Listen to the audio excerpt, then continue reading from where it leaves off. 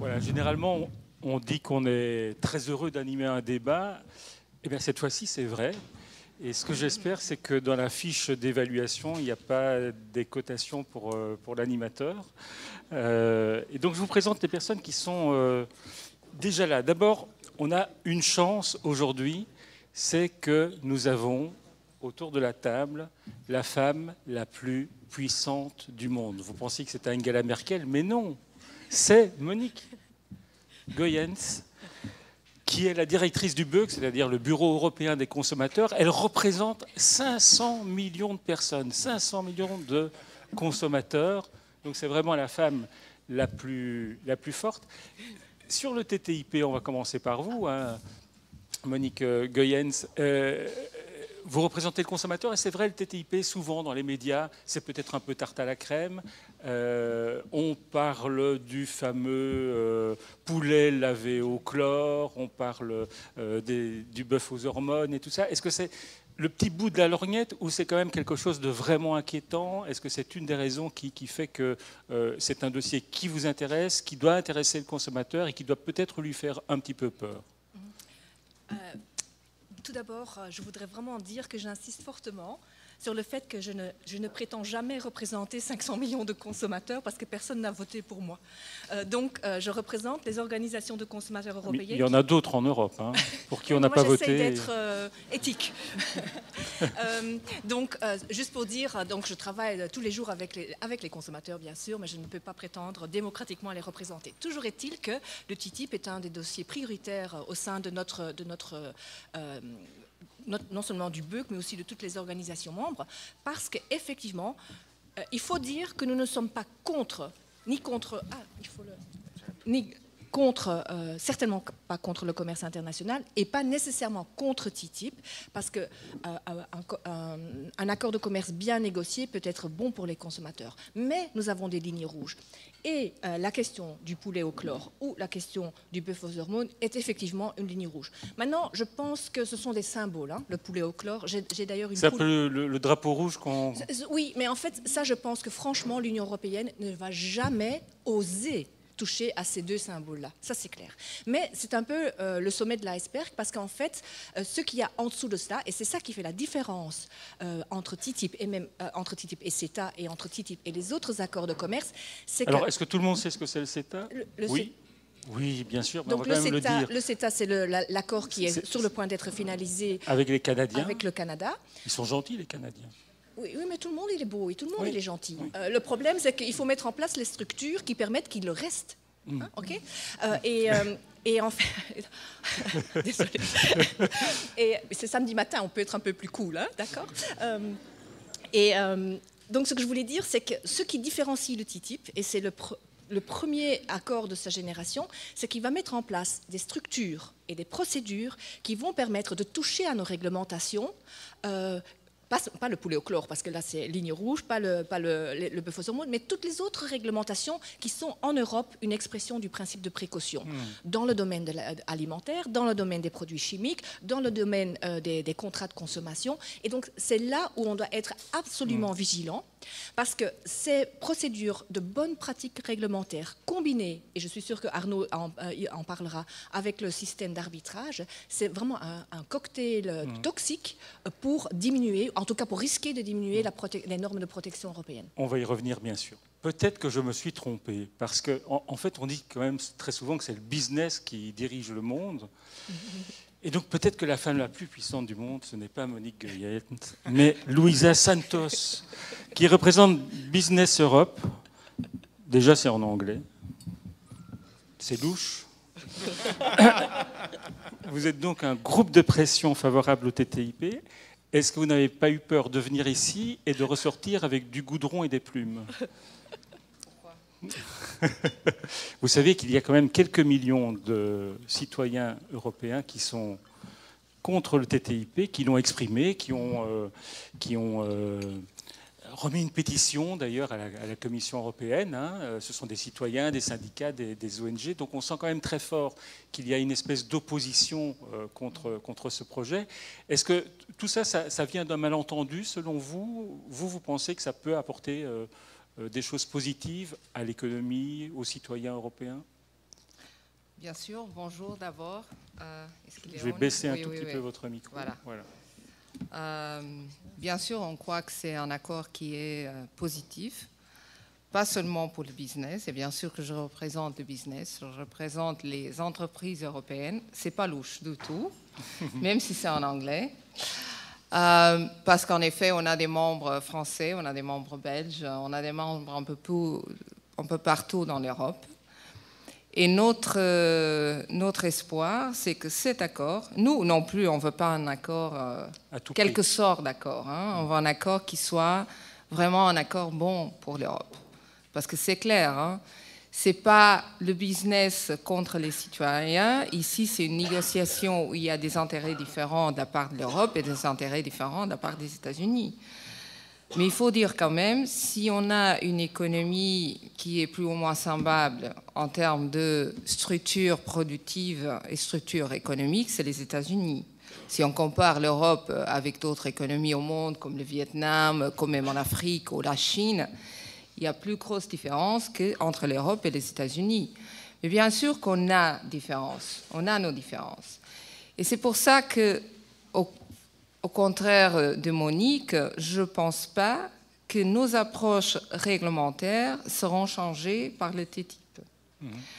Au contraire, ce qu'on essaie, c'est d'avoir vraiment, dans des domaines où on peut rapprocher, bien sûr, là on peut avoir des résultats qui soient positifs pour nos entreprises, parce qu'on a quand même beaucoup de barrières encore aux États-Unis, et pas seulement barrières tarifaires. Mais d'un autre côté, on ne veut pas, en tant que business européen, avoir cet accès à n'importe quel prix et avoir cet accès d'une façon qui mette en question nos propres réglementations. Parce qu'en Europe, on est quand même subi à des réglementations, comme vous le savez, au niveau social, au niveau environnemental, de protection des consommateurs. Ça fait partie de notre modèle d'affaires. On n'est pas censé le changer. Mais par contre, s'il y a des petites différences qui ne vont pas en substance mettre en question les niveaux de protection, bien sûr qu'il y a des choses à faire et on pense qu'on peut le faire. Encore un mot sur votre organisation pour qu'on comprenne bien ce que c'est Business Europe, parce que ce n'est pas nécessairement connu du grand public. Vous représentez qui exactement ? Qui sont les membres ? Nous, on représente les fédérations nationales dans toute l'Europe, mais d'autres pays qui ne sont pas membres de l'Europe, de l'Union européenne, mais qui sont en processus d'adhésion ou qui ont un rapport spécial, comme la Suisse. Nous, c'est les organisations patronales. En Belgique, c'est la FEB, par exemple. En France, c'est le MEDEF. Au Royaume-Uni, c'est le CBI. Voilà, c'est les organisations qui négocient, qui sont des partenaires sociaux et qui négocient aussi au niveau avec les syndicats européens. Alors, c'est-à-dire, on est le partenaire social au niveau européen qui négocie avec les syndicats européens aussi, qui ne sont pas aujourd'hui ici, j'imagine, mais c'est nos partenaires de dialogue, je dirais. Arnaud Zacharie, secrétaire général du CNCD 11-11-11. Le TTIP, c'est le pacte avec le diable ? Non, certainement pas. Le problème du TTIP, ce n'est pas les gentils Européens contre les méchants Américains. C'est plutôt un modèle de société, à la fois au niveau européen, mais aussi au niveau mondial. On parle de reconnaissance mutuelle des normes. Évidemment qu'on ne va pas arriver à des normes communes entre l'Union européenne et les États-Unis, parce que ça serait beaucoup trop compliqué. Mais l'objectif, c'est d'avoir une reconnaissance mutuelle, donc de permettre à des produits qui sont fabriqués selon des modes de production différents, d'avoir accès au marché européen, au marché américain. Attendez, parce que ça c'est intéressant ce que vous dites, là on est déjà dans le détail du débat. Ce que vous dites, c'est que finalement on ne va pas essayer de standardiser, d'uniformiser les standards de production.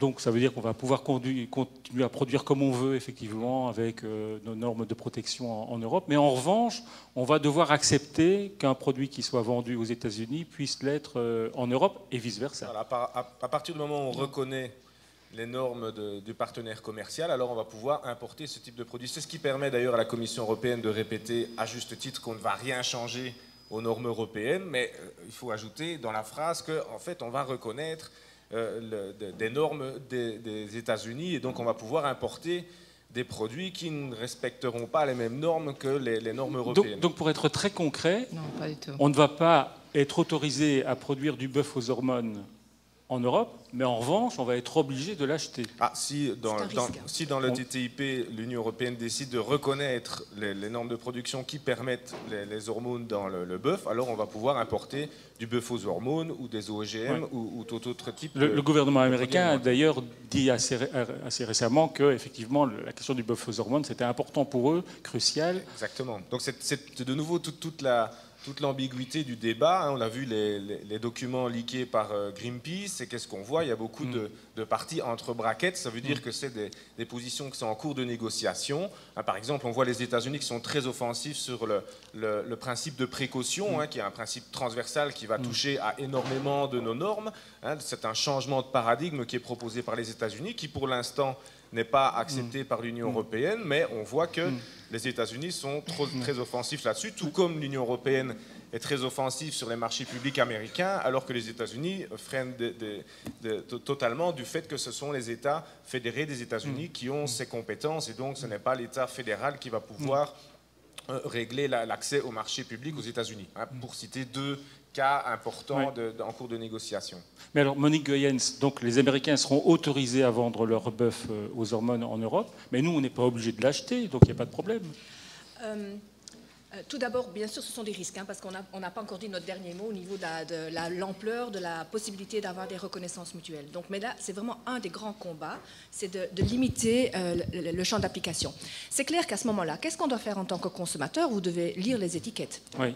Mais il ne sera pas marqué que le bœuf est aux hormones, mais il sera moins cher. Donc, qu'est-ce que vous faites en tant que consommateur? Malheureusement, pour la plupart des consommateurs, un facteur d'achat, c'est le prix. Donc, le prix du poulet américain, enfin, du bœuf américain, pardon, je confonds mes deux animaux, mais c'est la même chose aussi d'ailleurs pour le poulet chloré. Tout ce qui est en fait méthode de décontamination ou méthode de production américaine est moins cher parce qu'ils ne doivent pas mettre en place tous les systèmes qu'ils doivent mettre en place les agriculteurs ou les producteurs européens. C'est moins cher. Le consommateur européen qui ne sait pas qu'il y a des différences dans les méthodes de production va à ce moment-là acheter le moins cher. Et en fait, il y a une concurrence déloyale à l'égard des producteurs européens. Donc en fait, c'est un perdant-perdant tant pour les consommateurs que pour l'agriculteur ou le producteur européen. Qu'est-ce qui va se passer à long terme? Les producteurs européens vont mettre une pression politique sur l'Union européenne en disant on ne sait pas suivre, essayez de relâcher nos normes. De les diminuer parce qu'on ne peut pas faire la concurrence aux États-Unis. Et en fin de compte, c'est le consommateur qui perd. Avant de vous donner la parole, une question que je me pose, Arnaud Zacharie, mais si on entend ça, les responsables européens, ils ne sont pas sots, ils doivent comprendre ce que vient de dire Monique Goyens. Pourquoi ils persistent à vouloir mettre en place un tel accord? Enfin, ils veulent quand même le bien des citoyens, non? Non, mais je vous avais dit que je poserais des questions idiotes. Vous ne me cotez pas, hein? Allez-y. Donc, il y a un mandat qui était défini par les États membres, et puis la Commission européenne négocie avec les États-Unis, et voilà, elle essaye de négocier un accord qui, selon elle, serait acceptable, soit par les institutions européennes, Parlement européen, si ce n'est pas un accord mixte, soit par les États membres nationaux, si c'est un accord mixte, et donc qui demande la ratification par les États membres. Alors maintenant, c'est évidemment toute l'ambiguïté de nouveau. On entend, par exemple, la commissaire Malmström expliquer d'une part qu'il y aura des gains en termes de croissance et d'emploi, mais qu'on ne va rien toucher aux normes européennes. C'est évidemment une contradiction, puisque les études qu'ils citent et qu'ils utilisent sont typiquement des études qui expliquent qu'il y a une faible croissance ou de faible création d'emplois possible, mais à la condition qu'on soit le plus ambitieux possible en termes de reconnaissance mutuelle des normes.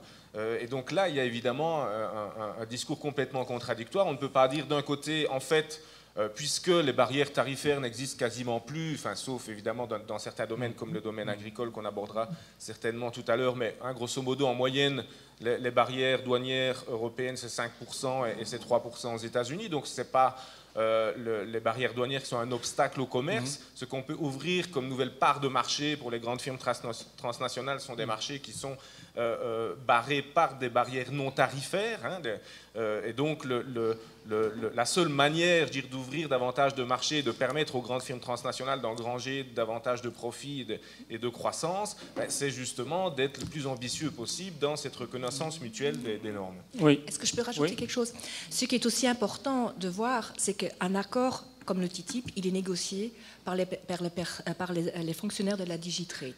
Ces fonctionnaires ont comme mandat d'obtenir un accord de commerce international. Ils n'ont aucune compétence sur les détails du principe de précaution, sur le niveau de sécurité que nous avons déjà actuellement.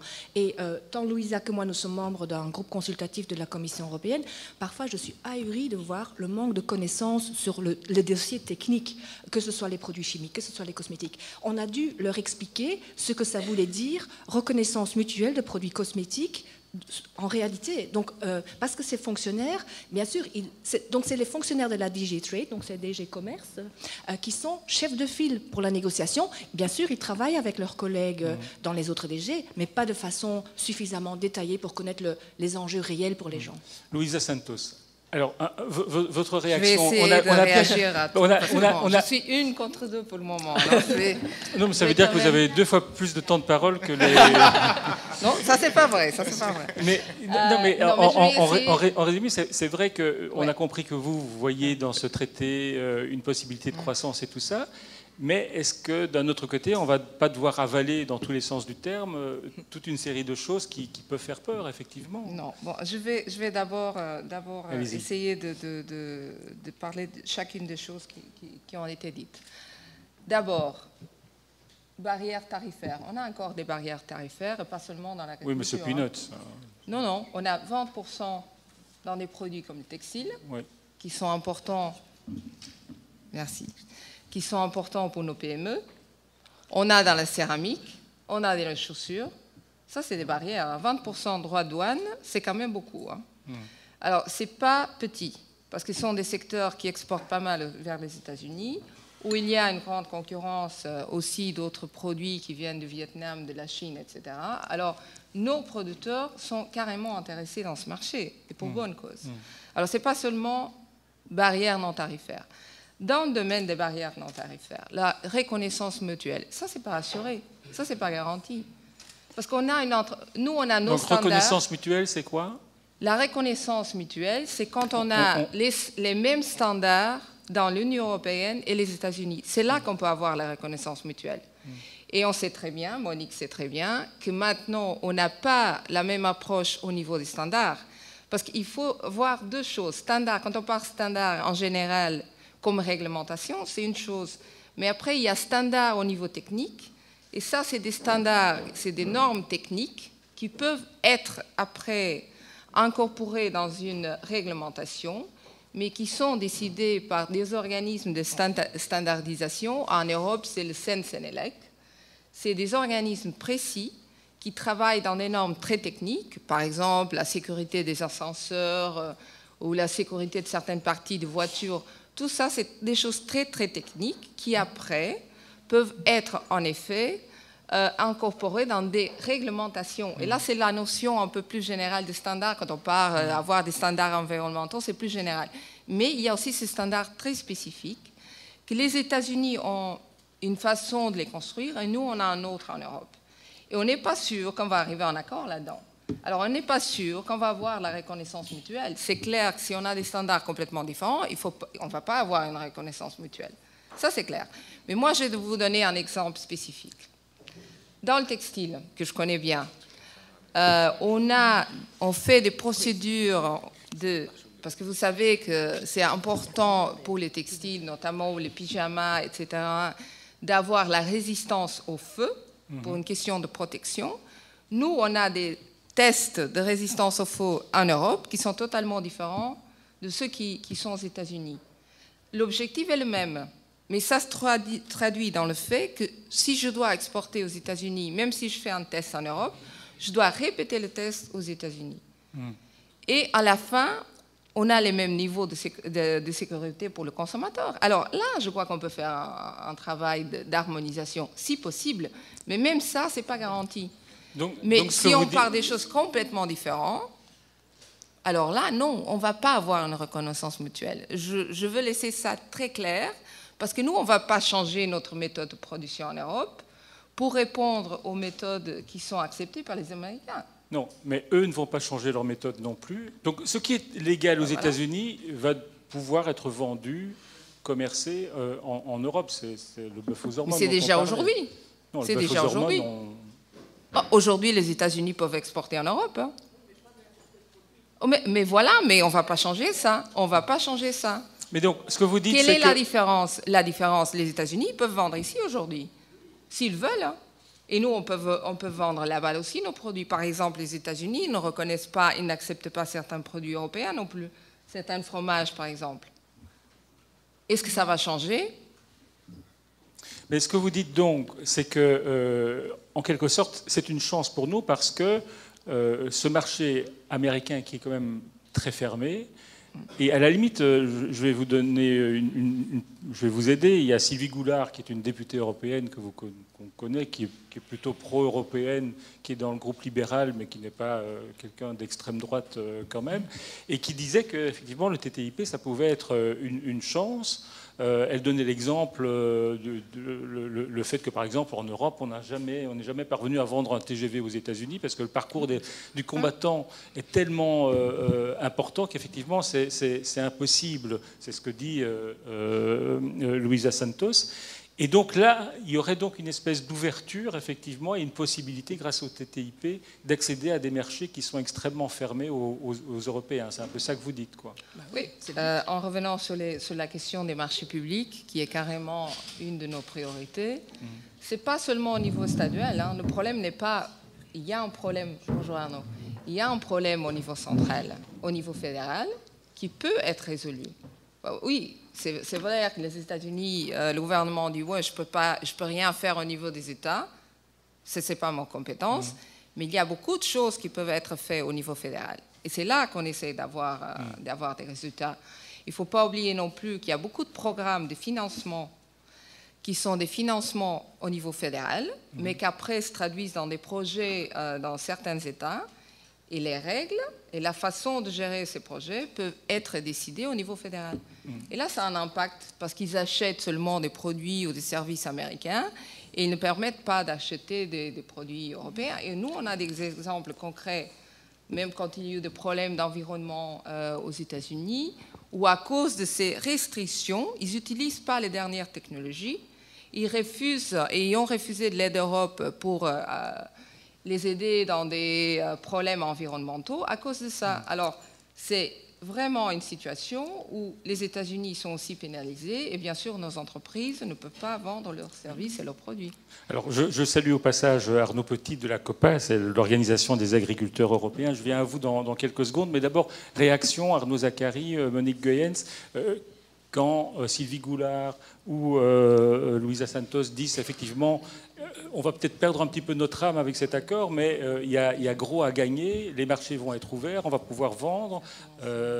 Ça, c'est quand même un argument de poids, non? Oui, donc comme je le disais, ce ne sont pas les gentils Européens contre les méchants Américains, parce que le TTIP créerait des gagnants et des perdants parmi les différents acteurs économiques. Et clairement, ce qu'on voit, qui serait... les gagnants, c'est les grandes firmes transnationales plutôt que les petites PME, c'est l'agrobusiness plutôt que l'agriculture familiale et les filières courtes. Donc on peut évidemment comprendre que les organisations qui défendent les intérêts de ces secteurs particuliers soient en faveur de cela. Mais il faut aussi répondre à la remarque qui est tout à fait juste du fait qu'il y a certaines normes qui sont des obstacles qui pourraient facilement être contournés. On parle du textile inflammable. La Commission européenne cite systématiquement le cas de l'automobile, avec notamment les normes pour les pare-chocs ou les clignotants, etc. Mais je veux dire, il n'y a aucun problème pour harmoniser ce type de normes. Il n'y a pas besoin d'un TTIP, d'un traité aussi ambitieux qui inclut notamment une cour d'arbitrage, investisseurs, État et tout ce qui s'ensuit pour régler ce type de problème. sont des problèmes pour lesquels on n'a aucun problème à les résoudre. Mais pourquoi un tel traité qui, d'une part, remet en question, je veux dire, certains pans de nos modèles sociaux, remet en question l'unité du droit européen, puisqu'on créerait une espèce de justice parallèle et privée qui permettrait à des firmes d'attaquer des États qui adopteraient des normes qui seraient censées réduire les profits qu'ils espéraient.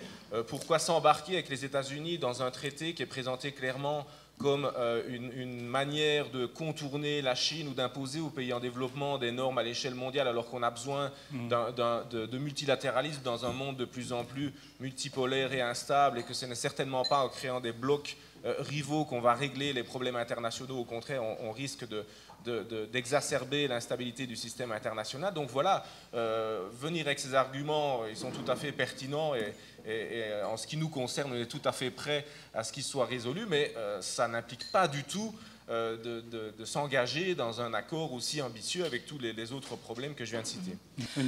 Et je voudrais vraiment rajouter, je trouve que c'est tout à fait légitime de la part de l'industrie européenne d'essayer d'avoir des marchés plus ouverts aux États-Unis. Il y a le problème des marchés publics, mais il y a aussi des secteurs entiers, notamment le secteur des transports, où il faut être plus ou moins né aux États-Unis pour pouvoir faire commerce. Et je pense qu'il faut aussi enlever ce mythe. Je pense que les États-Unis, à l'importation, sont le marché le plus protectionniste du monde, hein, parce que c'est vraiment il est aussi très fragmenté. L'Europe est un marché, est une juridiction, enfin un espace géographique beaucoup plus ouvert. Il y a beaucoup de règles différentes au sein des différents États fédérés. Donc, et les États-Unis, d'après la façon dont on les voit négocier, n'ont aucune intention de changer quoi que ce soit de cette attitude-là. Donc, il faut vraiment mettre au niveau intérêt offensif de l'Union européenne, il faut fameusement mettre le pied dans la porte pour que ce soit équilibré.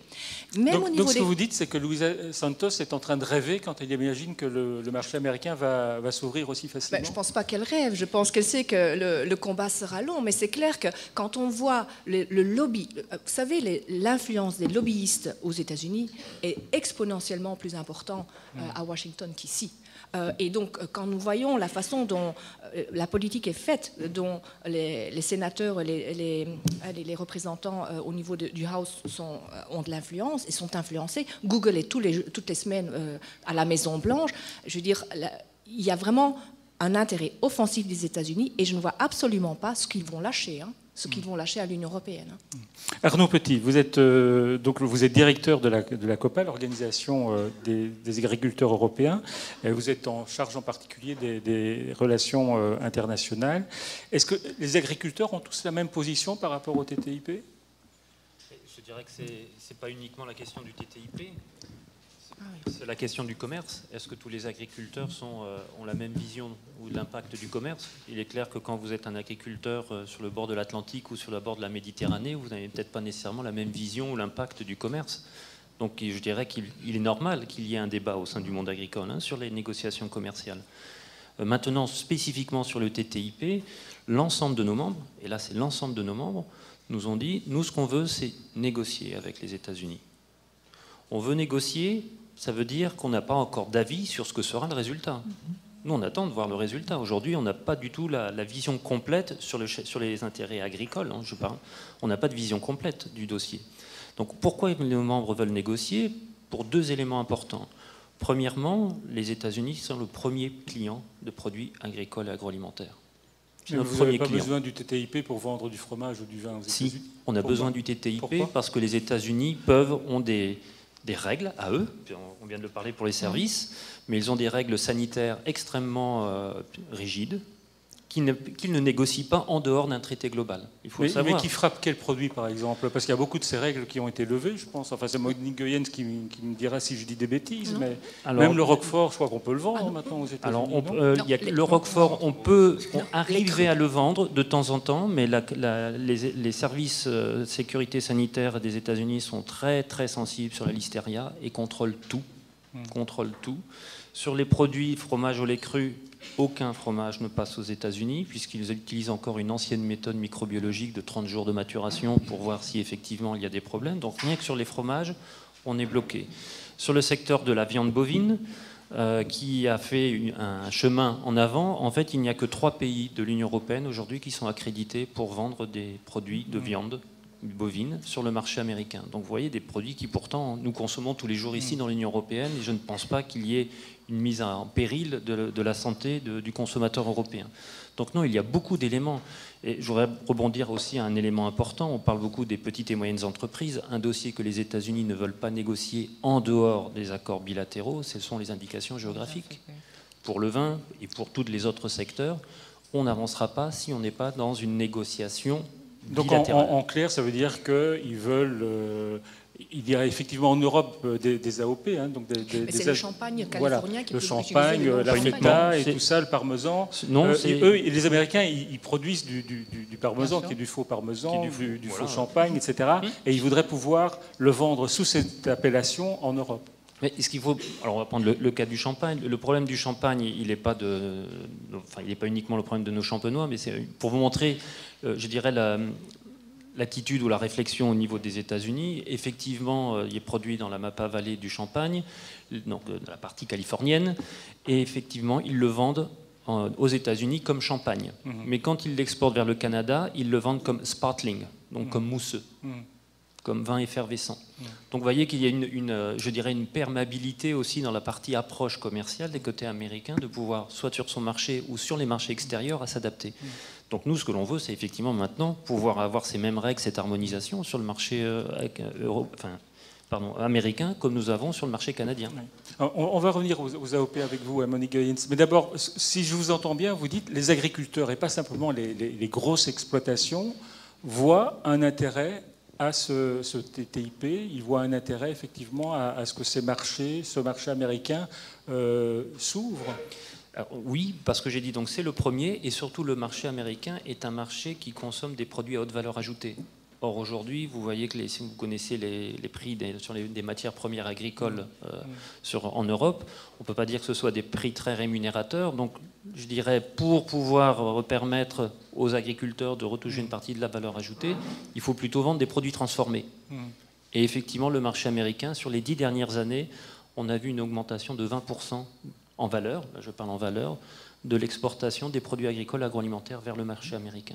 Les 2-3 dernières années, on est en train d'un peu de stagner. Et donc c'est pour cela que nous avons surtout dit, nous, ce qu'on veut, avant de parler je dirais, du nerf de la guerre, c'est-à-dire l'accès, les droits de douane, on doit d'abord mettre clairement sur la table les règles du jeu, donc les aspects sanitaires et phytosanitaires.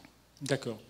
Alors, les AOP, oui. Ça c'est un enjeu En tant qu'organisation européenne des consommateurs, nous ne sommes pas très actifs dans cette question-là, mais nous voyons vraiment que c'est vraiment un enjeu pour les producteurs européens. Donc, nous estimons que cette fierté que nous avons aussi en Europe du terroir, c'est quelque chose qui ne devrait pas être éliminé simplement parce qu'on a envie d'avoir un accord de commerce avec les États-Unis.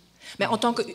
Donc, bien sûr, pour les consommateurs, c'est un élément d'information et de qualité qui est important et que, même si nous ne nous battons pas parce que nous avons d'autres priorités à sauvegarder, nous soutenons certainement l'industrie européenne quand elle le demande. Et c'est un des grands points d'achoppement au niveau des négociations actuellement, hein, ça c'est clair. Ça, c'est clair. Arnaud Zacharie, quand Arnaud Petit dit effectivement les agriculteurs et pas simplement les grosses exploitations voient un intérêt à ce que ce marché s'ouvre, est-ce que vous acquiescez? Ou est-ce que vous dites, quand on voit la taille des exploitations aux États-Unis et en Europe, je crois qu'aux États-Unis, la moyenne, c'est 10 fois plus qu'une exploitation en Europe, on se dit que l'échange, il va être plus favorable à l'un qu'à l'autre, non? C'est évidemment ça le problème. Évidemment, si on se base uniquement sur des intérêts offensifs, on vient de l'expliquer, il y a des intérêts tout à fait objectifs à ouvrir le marché américain. Maintenant, on sait très bien que les États-Unis ne vont pas ouvrir leur marché sans avoir des contreparties, et on sait aussi que la taille des exploitations aux États-Unis sont bien plus importantes que dans l'Union européenne, et donc ça va entraîner des restructurations qui vont entraîner le fait qu'on aura un modèle agricole basé de nouveau sur de l'agrobusiness de plus en plus imposant. Et donc si on pense que l'avenir du système agricole et alimentaire mondial, c'est plutôt d'avoir des marchés régionaux relativement protégés pour garantir une souveraineté alimentaire, pour garantir le respect justement de normes sociales, environnementales, sanitaires, et donc de soutenir des pratiques agroécologiques, des filières courtes, l'agriculture familiale, la traçabilité de la ferme à l'assiette, comme on dit dans le vocabulaire européen, alors de s'embarquer dans une négociation en termes de libéralisation agricole avec les États-Unis, on risque de gagner des choses, mais d'en perdre pas mal, voire de continuer dans la fuite en avant de ce système agricole alimentaire qui voit des millions de petits paysans mourir, soit Donc vous dites que cet accord, ça va mettre en péril notre modèle de production agricole, qui est plutôt un modèle familial, pour dire les choses. Déjà, je ne suis pas en train de dire que notre modèle agricole est parfait, au contraire, puisque la politique agricole commune, qui était justement basée sur des marchés régionaux jusqu'à la création de l'Organisation mondiale du commerce, a été coulée dans l'espace de l'Organisation mondiale du commerce. Et donc, on a déjà un système agricole alimentaire qui est basé sur la libéralisation des prix, donc sur l'acteur le plus compétitif qui pourrait exporter un peu partout dans le monde, même si évidemment on a tenu bon par rapport à des acteurs qui, comme le Brésil par exemple, avaient l'ambition de devenir les fermes du monde. Et donc, pour terminer là-dessus, sur les appellations d'origine protégée, c'est évidemment un sujet très important, mais on voit de nouveau dans les documents qui circulent maintenant que les États-Unis sont très offensifs sur ce sujet, alors que l'Union européenne n'a aucun intérêt à aller dans la direction qui est souhaitée par les négociateurs américains. Un modèle agricole en danger à cause de cet accord? Alors, on peut toujours trouver... moi, je dirais que le principal enjeu aujourd'hui pour le secteur agricole, pour les agriculteurs, c'est la place dans la chaîne alimentaire, ce n'est pas le commerce. C'est parce qu'aujourd'hui, un agriculteur ne vend pas directement à un consommateur américain. Donc la question est aujourd'hui de savoir, quand l'agriculteur négocie des prix, est-ce qu'il est en position de pouvoir le négocier d'une manière équitable ou pas? Ça, c'est l'enjeu, en fait, que ce soit sur le marché intérieur ou en dehors même des États-Unis. Donc ça, je dirais que ce n'est pas le TTIP qui crée ce problème, qui génère ce problème. Le deuxième élément, il faut peut-être aussi regarder les États-Unis pas comme d'une manière monolithique.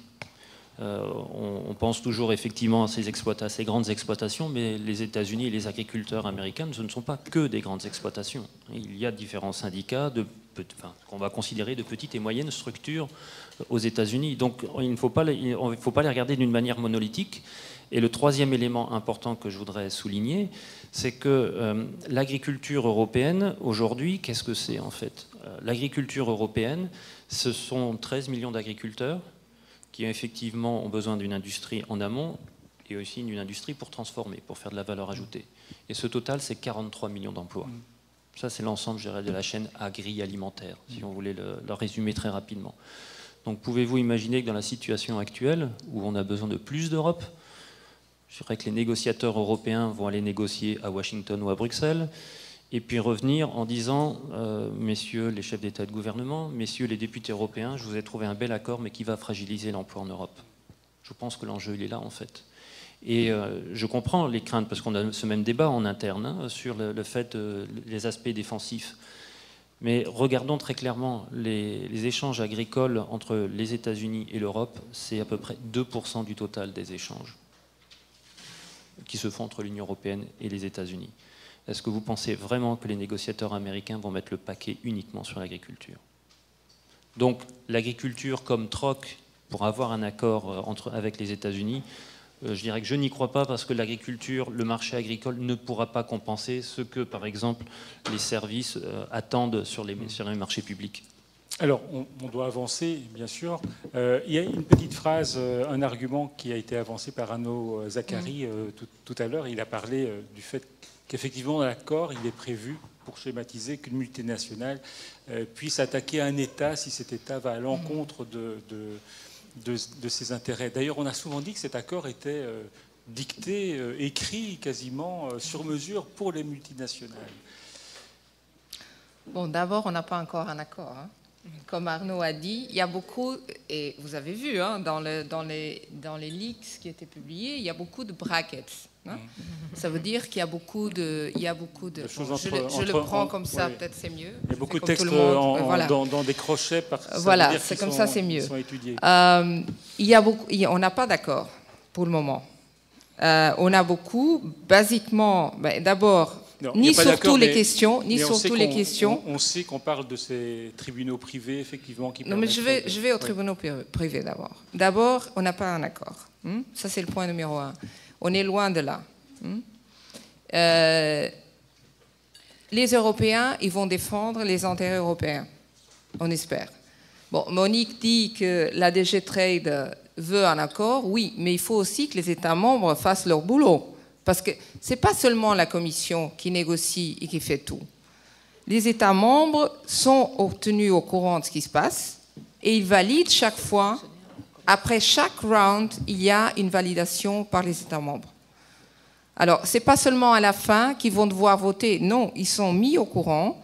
Et le même pour le Parlement européen. Et maintenant, même les parlementaires nationaux, je sais que la situation parfois n'est pas pareille dans tous les États, mais ils ont aussi accès au texte. Mais en tout cas, les États membres, eux, et le Parlement européen sont bien tenus au courant de ce qui se passe. Et ils valident chaque fois. Deuxième point, pour la question de l'investissement. Mais vous n'avez pas répondu sur les tribunaux privés. C'est ça que je vais parler, investissement. Okay. On parle de l'investissement. Les tribunaux privés, c'est ce qu'on avait et on a dans un système qui est mis en place depuis la fin des années 50, s'appelle l'ISDS, Investment to State Dispute Settlement Mechanism, et ça donne la possibilité aux investisseurs, dans des cas particuliers, il faut dire, quand il y a la discrimination et quand il y a des situations qui sont équivalentes à une expropriation, d'avoir droit à saisir les États dans des tribunaux privés, comme vous dites, c'est-à-dire dans des cours d'arbitrage, qui par contre existent aussi au niveau national. Hein. On a des tribunaux d'arbitrage, hein, ici en Belgique aussi, par des plaintes qui existent notamment entre différentes entreprises. Mais ici, c'est entre une entreprise et les États. Ça existe. Ça existe depuis la fin des années 50. Il est en place. Il y a même des États européens, les États de l'ancien, qui étaient avant du côté de l'Europe de l'Est. Ils ont un système d'ISDS avec les États-Unis. Ça existe encore. Ce n'est pas quelque chose qu'on discute en TTIP. Ça existe depuis des années. Qu'est-ce qu'on essaye de faire dans les TTIP? Un changement de ces mécanismes, que par contre, nous, on n'est pas d'accord avec le changement qui était proposé par la Commission, mais un changement qui va transformer ces tribunaux arbitraux, comme vous dites, en des vrais tribunaux publics. Parce que maintenant, ce que la Commission a proposé, c'est un système de cours où ce seront les États, c'est-à-dire l'Europe et les États-Unis, à définir les juges. Et nous, les entreprises, que tout le monde craint les gros multinationales, on n'aura plus le droit d'avoir un avis sur les juges qui sont sélectionnés. Ça, c'est le point numéro 1. Le point numéro 2, c'est que ce qui en discute maintenant, il y aura des conditions très claires pour présenter une plainte. Nous, en tant que business, on croit que ces conditions seront tellement strictes qu'il sera presque impossible dans l'avenir avec les États-Unis de présenter une plainte. Finalement, il y a un principe que pour nous, c'est un principe qui nous pose beaucoup de problèmes. C'est le principe loser pays principle. Ça veut dire que la partie qui perd la procédure doit payer tous les coûts. Et ça veut dire que, bon, vous savez très bien, quand vous allez à la cour, il n'y a jamais une partie qui a 100% sûr de gagner la cause. Hein. On ne sait jamais au début. Et si on craint qu'à la fin, on devra payer tous les coûts de la procédure, on pensera 2 fois si on va lancer une procédure. Ça veut dire que pour nous, l'accès aux PME à ces systèmes, avec cette nouvelle proposition, sera mis en question.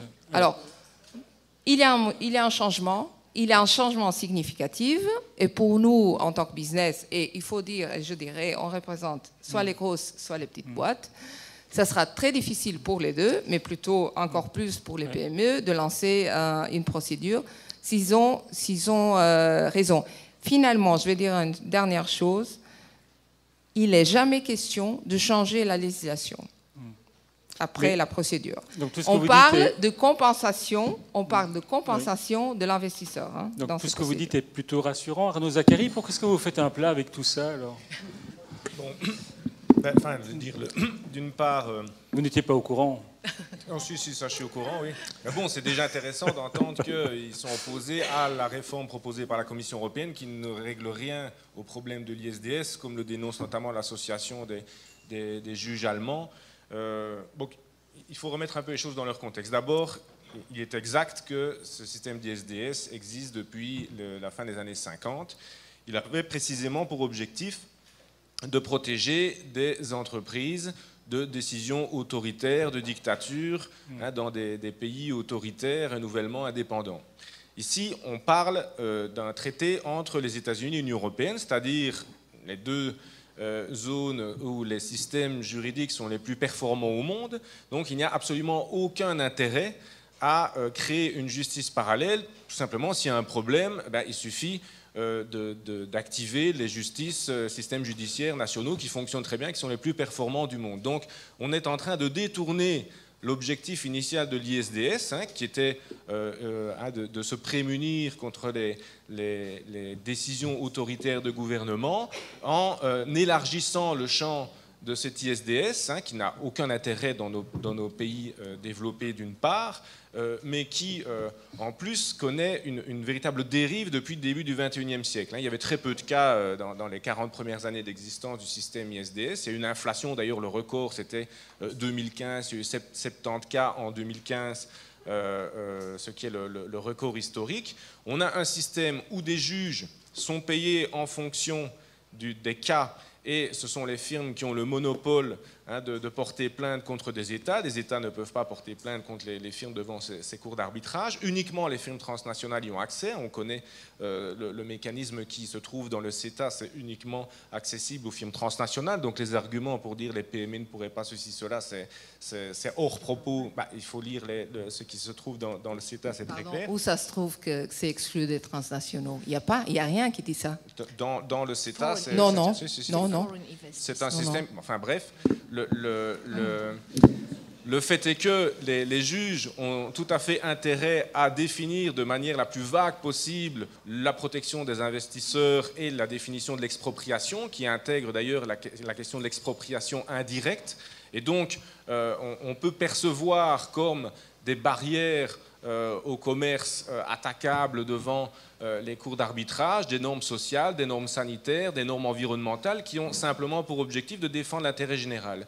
Donc l'ISDS ou l'ICS, c'est un mécanisme qui a été créé pour régler des différends commerciaux entre acteurs privés, pas du tout pour régler des problèmes qui sont en fait des problèmes d'intérêt général liés à la santé, à l'environnement, etc. Il y a énormément de cas. Les derniers cas, enfin, tout le monde connaît les cas de Philip Morris qui attaque l'Uruguay ou l'Australie parce qu'il veut mettre sur les paquets à cigarettes que fumer est mauvais pour la santé, ce qui existe dans nos pays mais qui n'existait pas dans ces pays au moment où les traités concernés ont été signés. Les États-Unis eux-mêmes ont été récemment attaqués par TransCanada parce qu'ils ont décidé de suspendre la construction du pipeline XL Keystone pour des raisons environnementales. Enfin, je pourrais inciter, la liste est longue. Donc la dérive, il y a une dérive complète du fait que cette définition de l'expropriation indirecte permet à des juges qui ont un intérêt financier à le faire d'accepter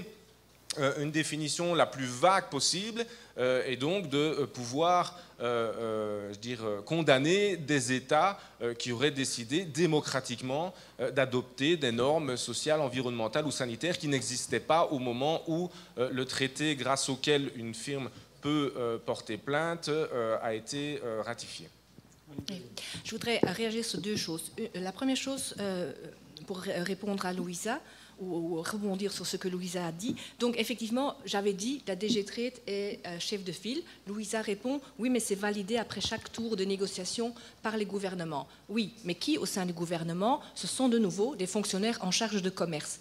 Nous sommes régulièrement contactés par des départements ministériels nationaux en charge de la protection des consommateurs pour qu'on leur explique ce qu'il y a dans TTIP. Donc, de nouveau, approche silo. C'est un petit club confortable de gens qui sont spécialisés dans le commerce international, qui négocient et qui valident les négociations. Première chose. Donc ça, franchement, sortez des silos et essayez d'avoir vraiment une approche beaucoup plus horizontale quand il s'agit de valider un traité qui est bien plus qu'un traité de commerce international. Sur le ICS/ISDS, tout d'abord, je voudrais quand même dire que le fait que la Commission ait fait une nouvelle proposition, c'est une bonne chose en ce qui concerne la société civile, parce que ça veut dire qu'on a eu de l'impact. On a rouspété, on s'est mobilisé et la Commission non seulement a fait une consultation publique officielle, mais a tenu compte, peut-être pas suffisamment, mais a tenu compte de cette mobilisation. Donc ça, soyons quand même aussi un peu positifs sur notre impact. Deuxième chose, et là je voudrais citer en français une expression que nos collègues américains consuméristes utilisent pour ICS. Ils disent « mettez du rouge à lèvres sur la bouche ». D'un cochon, ça restera toujours un cochon. Et vraiment, il y a eu des améliorations, effectivement, il y a un peu de cosmétique, mais, et là je ne suis même pas d'accord avec Arnaud, ce ne sont pas des juges, on les appelle les juges, mais ce sont des arbitres. Pour pouvoir être juge, il faut pas mal de critères qui soient remplis. Alors, regardez comment ça se passe au sein du système démocratique, et ces critères-là ne sont pas remplis. C'est vrai que effectivement, le droit de réglementer est formellement reconnu dans ce chapitre-là, et Louise a dit à juste titre, on ne va pas changer la loi. Mais le simple fait que ce système existe va permettre à des entreprises de menacer des États en disant, si vous adoptez cette législation-là, moi je vous cite en justice, enfin je vous cite devant le tribunal. Et à ce moment-là, bon, il y a des États solides, il y a des États moins solides. Et donc là, c'est une menace qui va en fait prévenir l'adoption de législations qui pourraient déranger certaines entreprises qui ont des intérêts précis. Et troisièmement, il faut aussi se dire que ça va être... Les États-Unis ne veulent absolument pas attendre d'une modification de leur système. Donc, la Commission est dans une situation un peu, vraiment un dilemme, parce qu'elle sait très bien qu'elle ne pourra pas revenir à l'ancien système ISDS, parce que ce sera bloqué, en tout cas par le Parlement européen et vraisemblablement par le Conseil, mais elle sait aussi que les États-Unis n'en veulent pas. Donc ça veut dire quoi ? Les négociations sont bloquées ? Ou est-ce qu'il faut vendre l'agriculture européenne pour pouvoir avoir l'ACS ? Je ne pense pas qu'Arnaud soit d'accord. Alors, on continue à avancer avant de vous donner la parole dans quelques minutes. Oui, allez-y. Répondez. Oui, parce que ce sujet d'ICS est toujours très, très intéressant. Si c'est le pouvoir des entreprises vis-à-vis des États, bon, les États-Unis, je m'en doute bien qu'ils ne seront pas menacés par n'importe quelle entreprise européenne s'ils décident de changer une législation, le même pour l'Europe. Mais il faut tenir compte une chose. Tous ces cas qu'on parle, Philip Morris, qu'est-ce qui s'est passé ? L'État a gagné. L'autre cas, maintenant qu'on parle Canada et TransCanadian, il ne sera jamais possible dans les accords européens. Pourquoi ? Parce que nous, en Europe, on ne prévoit pas la protection de pre-establishment. Le pre-establishment, c'est avant qu'une entreprise investisse dans un pays, elle fait des frais. Et le modèle américain de protection des investissements le donne la possibilité de, même dans ces cas où il n'y a pas eu encore un investissement concret, il y a une décision qui met en question cet investissement, si c'était le cas de TransCanada, ils ont le pouvoir de saisir même dans cette situation. Mais ça n'existe pas dans le modèle européen. Pour nous, dans notre cas, il faut avoir un investissement déjà sur place pour pouvoir saisir le modèle d'ISDS ou alors le nouveau modèle d'ICS. Alors, il y a carrément une situation différente et le modèle qui maintenant on parle pour le Canada, il ne serait jamais possible dans le cas européen. Et puis, il faut voir une chose. La plupart de ces situations sont des situations extrêmes. Oui, il y a eu beaucoup de cas, mais combien de fois l'investissement étranger au monde a doublé, triplé dans les dernières années? C'est normal, on a de plus en plus d'investissements, il y aura de plus en plus de cas. Ce qu'il faut savoir aussi, c'est combien de ces cas sont perdus par les États. Et vous voyez très bien que la plupart des cas sont gagnés par les États. Ah non, mais c'est vrai, allez voir les chiffres, c'est vrai. La majorité, c'est des accords à l'amiable où les deux parties doivent finir par payer quelque chose. Donc, Il faut regarder. Enfin, si vous considérez qu'un accord à l'amiable, c'est les États qui ont gagné, alors ça modifie les chiffres. Si on va jusqu'au bout, c'est les États qui gagnent. Hein. Non, mais même si on gagne, ça coûte énormément d'argent. Et il y a des États au sein de l'Union européenne qui ont des budgets publics quand même assez serrés. Je ne vois vraiment pas très bien ni l'Estonie ni la Bulgarie commencer à être heureux de pouvoir même gagner un cas devant un tribunal, parce que ce sont des millions d'euros qui sont dépensés en frais d'avocat. On a évoqué... Allez, 15 secondes et puis après on passe à autre chose. Non, mais le problème c'est que ce système existe. Hein. Si on veut, on ne veut pas. Hein. La Bulgarie a un système en place avec les États-Unis. Oui, c'est pas pour ça qu'il faut le garder. Oui, mais non, mais c'est ça qu'il faut dire aussi, c'est que le système il est là. C'est pas quelque chose qu'on discute seulement maintenant. Il est là. L'idée, c'est l'idée de la Commission, c'est de moderniser et améliorer le système qui est là. Parce que si on n'a pas ICS, maintenant, les États comme la Bulgarie, la Roumanie, etc., ils vont continuer à avoir le système antérieur avec les États-Unis. Mais donc, ça, c'est typiquement l'argument. Donc, vous savez très bien que les ISDS qui existent dans les milliers d'accords bilatéraux, ce sont des accords bilatéraux entre des pays développés et des pays en développement. C'est bien pourquoi, dans les ONG de développement, on connaît ce sujet depuis des années, parce qu'on le dénonce pour ce que ça entraîne dans les pays en développement. Ici, on parle d'intégrer ce mécanisme dans des accords entre pays développés. C'est la première fois qu'on le fait, et pas entre n'importe quel pays développé. Vous savez très bien que l'Union européenne et les États-Unis sont les deux premières puissances commerciales au monde, et que donc on va rentrer dans une nouvelle dimension qui va décupler les possibilités d'utilisation de ces ISDS, ICS. Vous savez, moi je suis portugaise. Vous savez qu'il y a ISDS entre Portugal et l'Allemagne? Oui, tout à fait. Et vous croyez que le Portugal est un pays moins développé? Oui, non, mais c'est ce que je vous dis. Ça existe aussi entre des pays développés. Si on compare développés. Les échanges commerciaux entre l'Union européenne et les États-Unis et les échanges commerciaux entre le Portugal et l'Allemagne, on est dans quel rapport? Donc, c'est évident. C'est seulement entre pays développés, c'est pas cas, parce qu'entre pays en voie de développement et développés, c'est pas le cas. Et ça existe aussi. 95% des cas. Ça existe aussi entre des pays développés. Ça existe par exemple dans le TPP. On parle du TPP. Il y a aussi un accord avec la Roumanie et les États-Unis. Le TPP, il inclut les États-Unis, il inclut le Japon, il inclut l'Australie, il inclut la Nouvelle-Zélande. Mais le TPP n'est pas ratifié, madame. Vous croyez que ça va être le cas? C'est comme le CETA. Je renonce à essayer de vous mettre d'accord. Seulement pour vous dire que mais ça existe pense entre que tout le monde. les échanges, même si on n'est pas arrivé à un accord, ce qui n'était pas le but d'ailleurs, je trouve que c'est intéressant d'entendre les arguments des deux côtés. On a évoqué très vite, avant de donner la parole quand même à ceux qui nous écoutent, on a évoqué à plusieurs reprises l'accord avec le Canada. C'est un accord sur lequel aussi les agriculteurs européens comptent. Qu'est-ce qu'ils ont à gagner Alors, ils ont deux éléments à gagner avec l'accord avec le Canada qui ne sont pas négligeables. Premièrement, c'est que le Canada a reconnu que la production de bœuf sans hormones est un droit de l'Union européenne. Il n'a pas été remis en cause dans la négociation finale. Donc les Canadiens s'engagent à produire de la viande bovine sans hormones. C'est important quand même dans une échelle internationale d'avoir cet accord. Donc ils n'ont pas demandé dans ce cas-ci, parce qu'on en parlait au début quand vous n'étiez pas là, ils n'ont pas demandé de pouvoir vendre leur bœuf aux hormones en Europe. Non, ils vont là, il y a développer une garantie qui a été obtenue. Oui, ils vont développer le même système qu'aux États-Unis. Donc c'est de la naissance, les fermes seront enregistrées et devront être contrôlées dans un programme spécifique sans hormones, de la naissance de l'animal jusqu'à l'abattage. Donc là-dessus, c'est un point important. Donc on voit qu'on peut faire avancer nos aspects sécurité sanitaire, production sanitaire. Ça, c'est le premier point. Et le deuxième sujet important, j'en parlais, c'est les indications géographiques. Le Canada et les États-Unis étaient les deux pays les plus rétractaires à ce sujet. Le Canada a accepté une liste de produits protégés.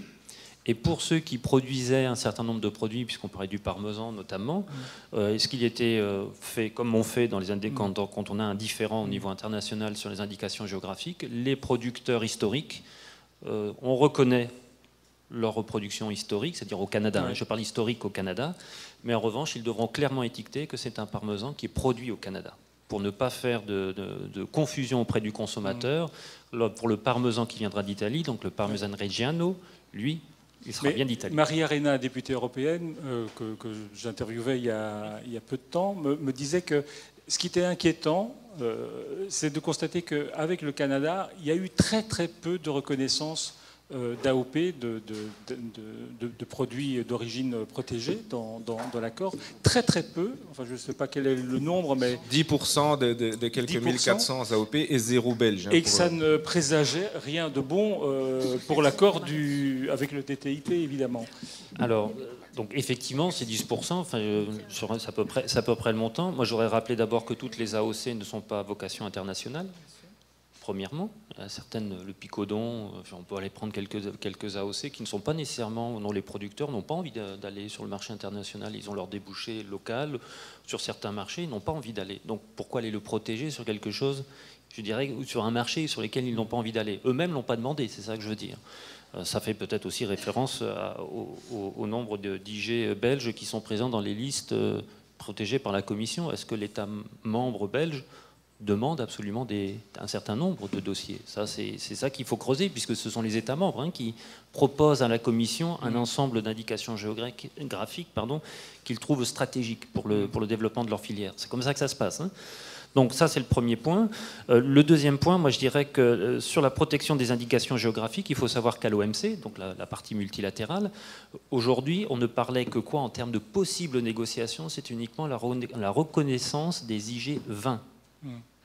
Et rien d'autre. IG20, ça veut dire? Donc les indications géographiques sur le vin, donc les AOC de différents noms de vin. Rioja, si vous prenez en Espagne, si vous prenez dans différents pays. Là, avec le Canada, on n'a pas que le vin, on a le vin plus des produits agricoles transformés.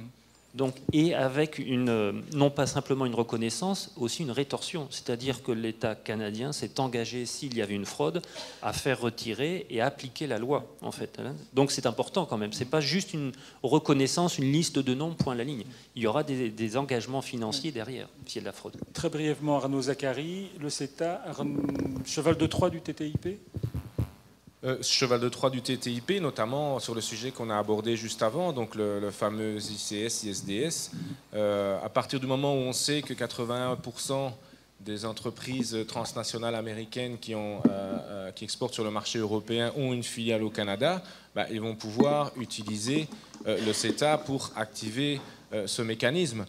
D'où un autre sujet dont on n'a pas encore parlé, c'est celui des listes négatives dans la libéralisation des services. Le commerce des services, c'est 70% du commerce mondial. Or, dans l'Organisation mondiale du commerce, la logique a toujours été des listes positives, c'est-à-dire qu'on ne libéralisait que les secteurs des services qui étaient explicitement engagés, cités par chacun des États membres de l'Organisation mondiale du commerce. Ici, on passe dans une nouvelle logique, c'est la même chose avec le CETA et le projet de TTIP, c'est une logique de liste négative, c'est-à-dire qu'on part du principe qu'on va libéraliser tous les secteurs des services, sauf ceux qui sont explicitement protégés par les États membres. C'est un peu le même mécanisme qu'expliquait Arnaud pour les AOP. Et le problème aussi, c'est qu'on a un mécanisme d'effet de cliquet, c'est-à-dire qu'une fois que le secteur des services est libéralisé, on ne peut plus faire marche arrière. Donc c'est une logique où on va libéraliser tous les services de manière perpétuelle, à l'exception des services qui sont explicitement protégés. Et donc là, on a des craintes. Par exemple, on constate que l'Allemagne, qui est quand même l'État membre le plus puissant de l'Union européenne, est un État membre qui a explicitement protégé tout son système de protection sociale. Or, ce n'est pas le cas dans les autres pays, notamment en Belgique, où les mutualités, l'ensemble des mutualités, craignent qu'il y ait une mise en concurrence entre le système de mutualité à la belge et des systèmes d'assurance santé privée qui existent outre-Atlantique. Bon, d'accord, j'ai posé des questions idiotes. On va voir si vous faites mieux. Attendez, je vais vous donner un micro peut-être.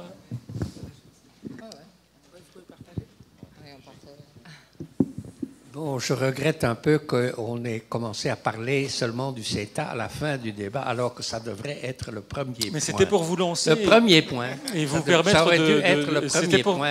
J'avais prévu l'enchaînement. Tout ce qui est TTIP, c'est tout à fait hypothétique. Il y a des négociations en cours, il y a des documents, des prises de position, etc. Mais il n'y a encore rien de final. Et il y a des tas de pierres d'achoppement, comme vous avez mentionné, fort importantes, qu'on peut se demander même s'il y aura un accord un jour. Tandis que pour le CETA, il y a un texte qui est publié, qui est public, et dont la procédure est en cours pour le faire approuver aussi rapidement que possible. La Commission va probablement décider en septembre ou en octobre, et le Parlement européen sera saisi début de l'année prochaine. Et la question, si les États membres, si les parlements nationaux seront impliqués, n'est pas encore tranchée. Alors je crois qu'il est urgent de parler du CETA, parce que c'est le petit cheval de Troie qui essaie de passer par la porte arrière pour ouvrir la porte aux grands. Donc ça, c'est tout à fait urgent de parler en détail du CETA. Et quelle est la question qui vous inquiète en particulier sur le CETA, que vous auriez envie de poser? Parce que les principes sont les mêmes. Sur la tendance d'abaissement, le danger pour les normes, le danger pour les droits pour les multinationales, etc. Les principes, toutes les pierres d'achoppement qui ont été mentionnées par le monde associatif sont les mêmes pour le CETA. Et donc, j'ai eu une discussion une fois avec un député écolo qui disait, oui, moi, le CETA, c'est fini, les négociations sont terminées, donc on ne doit pas se faire trop de soucis. Ça, on va le rejeter quand ça passe au Parlement national. Monique Goyens, allez-y. Oui. Donc je pense qu'au niveau de la coopération réglementaire, le CETA est moins dangereux que le TTIP parce que les procédures sont beaucoup plus souples et il n'y a pas cette même pression sur le législateur européen, ni d'ailleurs sur le législateur canadien. Mais en tant que BEUC, en tant que donc, Fédération des organisations européennes, nous ne recommandons pas la signature du CETA au Parlement européen, notamment parce que, à cause du système d'arbitrage, qui est moins bon que celui qui est en termes dans notre analyse que celui qui est proposé par la Commission européenne dans TTIP, et aussi parce que ça n'apporte rien aux consommateurs. Parce qu'en tant qu'organisation de consommateurs, nous pouvons aussi avoir des demandes positives, offensives à l'égard d'un traité de commerce, et en fait, on n'existe pas, quoi. On est considérés comme des bénéficiaires indirects, peut-être, si ça marche bien, les consommateurs, qu'est-ce qu'ils vont avoir, des prix plus bas et des produits de meilleure qualité. Mais on peut aussi demander des choses. On peut aussi dire, attention, si nous allons au Canada, nous voulons avoir, par exemple, du roaming au même prix que l'Union européenne. Ça pourrait être un avantage très clair d'un accord de commerce avec le Canada. Ce n'est pas le cas. Donc nous, on dit que le CETA... Ce n'est pas le cas et c'est trop tard. Et de toute façon, c'est trop tard, mais c'est un peu... Nous, on s'est réveillé au commerce international avec TTIP et CETA était déjà très très loin dans la négociation et c'est ça qui est dommage. Et c'est maintenant notre bataille, effectivement aussi, c'est le fait que ce soit un accord mixte. Ça, c'est vraiment très important. Et je vous assure que tout va dépendre de la façon dont la Commission va poser la question au Conseil. Parce qu'elle va proposer que ce soit un accord pas mixte, je ne sais pas comment on dit ça en fait. Non mixte. Non mixte, merci. Et à ce moment-là, les règles de décision du Conseil sont tout à fait différentes que si elle proposait un accord mixte. Donc ça va coincer dans les semaines à venir. Mais c'est clair que, vu l'importance de ce traité pour notre... et le précédent qui va constituer pour le TTIP, c'est essentiel que les parlements nationaux aient leur mot à dire. Ce qui ne veut pas dire qu'il n'y aura pas de mise en œuvre provisoire une fois que le Parlement européen a donné son accord. Autre question? Oui, donc il y a 3 questions. On vous propose vraiment de poser des questions et de peut-être même choisir à qui vous les posez. Donc je pense que ça rendra le débat plus riche aussi. Oui, moi j'ai une question-réflexion. Donc le TTIP, ce qui Non, pas réflexion. Pardon? Pas réflexion. Le TTIP. Alors ma question, et donc je m'adresse surtout à Luisa Santos. Pourquoi une telle opacité? Pourquoi les conditions d'accès, même pour les élus, sont tellement réglementées? Si c'est bon pour nous, je ne comprends pas. Et la deuxième chose, c'est que on ne fait pas de corrélation entre cette logique des accords commerciaux et l'urgence climatique. Donc, est-ce que ça n'a rien à voir, les accords du TTIP, avec le climat, ou au contraire, est-ce qu'il y a une vraie menace et que l'urgence climatique est un argument contre cette logique du TTIP? Une question pour Arnaud. Première question, Louisa. Pourquoi tant d'opacité? C'est vrai qu'il faut se battre pour avoir des infos. Et ceux qui ont les infos ne peuvent pas les... Ça, c'est pas nous, parce que nous, on a autant de problèmes comme vous. Nous, moi et Monique, on est membres, et aussi Arnaud, du TTIP Advisory Group. Et nous, on se bat aussi pour avoir accès au texte consolidé maintenant. Ça veut dire que c'est le texte qui est en négociation, qui a les positions de l'Union européenne et des États-Unis. Et nous, en tant que membres du Advisory Group, on n'a pas accès parce que les Américains refusent cet accès. Mais moi, je dois dire que par rapport à d'autres accords, la réalité, c'est que, bon, vous avez vu, hein, toutes les positions de l'Union européenne sont publiques. Tout le monde peut avoir accès. Le problème, c'est qu'on n'a pas ce même accès aux positions des Américains. Mais ça, même si la Commission a déjà demandé plusieurs fois aux Américains d'être plus transparents, ils refusent de le faire. Et ils ont refusé jusqu'à présent. Vous me dites qu'ils vont changer, je ne sais pas. Pourquoi? Mais là, parce qu'ils croient que, et bon, c'est un argument valable, hein, si tout est mis sur la place publique, est-ce que je ne mets pas en danger ce que je veux défendre, mes intérêts en négociation? On a tous des intérêts différents, hein. Bon, vous savez très bien, nous, on a parlé déjà de ça, nous, on veut qu'ils abaissent les droits de douane dans certains domaines. Eux, par contre, ils ne veulent pas les baisser ou pas les baisser si vite que ça. Et ils ont aussi des intérêts offensifs, notamment dans les produits agricoles, mais pas seulement. Et ils ne veulent pas que tout le public soit au courant de qu'est-ce qu'ils demandent aussi en termes d'intérêts offensifs. Parce qu'ils craignent que ça va mettre en péril le résultat de la négociation au final. Bon, c'est un argument comme quelqu'un d'autre, comme un autre. Nous, en tant qu'Européens, je crois qu'on a déjà mis presque tout dans la presse publique. Je ne sais plus qu'est-ce qu'on peut mettre. Mais par rapport aux États-Unis, on est carrément dans une situation inégale. Parce que nous, on n'a pas d'accès aux textes qu'ils ont. Je voudrais quand même toucher un mot sur la partie climat, si je peux. Nous, en tant que Business Europe, je vais laisser très clair ça. On était très positifs vis-à-vis COP21. Et nous, bien sûr, l'Europe va faire ses pas. Elle va réduire les émissions. Mais on n'est pas sûr que les autres vont faire le même, notamment les Américains, mais pas seulement, les Chinois. Et vous savez très bien que les Américains et les Chinois, c'est surtout les Chinois et après les Américains, sont ceux qui sont au top en train d'émissions, en tant qu'émetteurs de CO2. Alors nous, comme business européen, bien sûr, on est intérêt à avoir une situation équilibrée dans les marchés. Parce que si les coûts, c'est seulement de notre côté, nos entreprises seront pénalisées vis-à-vis de la concurrence des pays comme les États-Unis. Est-ce que le TTIP peut aider? Bon, le TTIP n'est pas un accord environnemental, mais il y a une partie, ça c'est le chapitre développement durable, qui contient des provisions sur la partie environnement et la partie sociale, qui sont allées plus loin dans le TTIP que dans d'autres accords, notamment l'accord avec la Corée et même l'accord avec le Canada. Maintenant, on discute encore comment on va s'assurer que ces dispositions sont mises en place. Et ça, on n'est pas là encore. Est-ce que ces dispositions seront soumises à des sanctions? Est-ce qu'elles seront soumises à un système de règlement de disputes entre les États? C'est ça qu'on n'a pas encore discuté. L'Union européenne a eu toujours un système qui est plutôt un système qui n'est pas basé sur des sanctions, mais surtout dans des dialogues.